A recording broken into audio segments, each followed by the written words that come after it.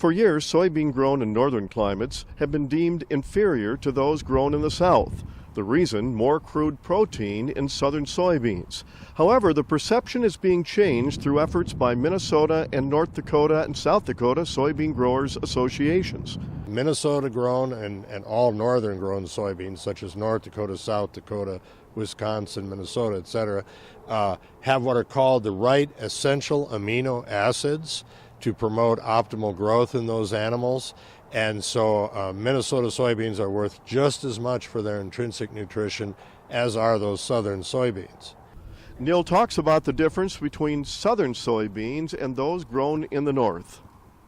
It's by and large some extra non-essential amino acids are produced by those southern soybeans.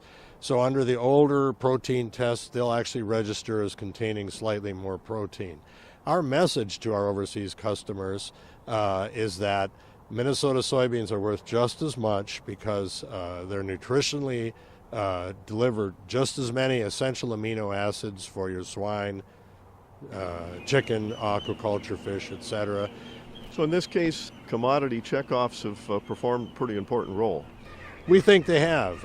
We're starting to see the message take hold with the overseas buyers that we're carrying it to.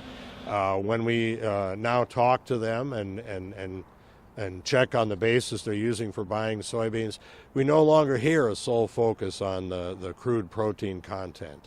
And they talk about the essential amino acids as the inherent value of why they buy soy.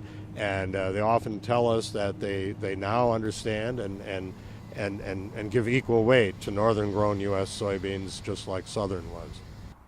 American agriculture continues to lead the world in productivity and efficiency.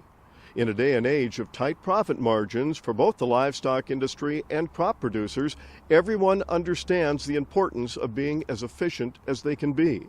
Thanks to efforts from private industry, but also groups like the Minnesota Soybean Growers and North and South Dakota Soybean Growers Association, American farmers do have more and more opportunity to become more efficient.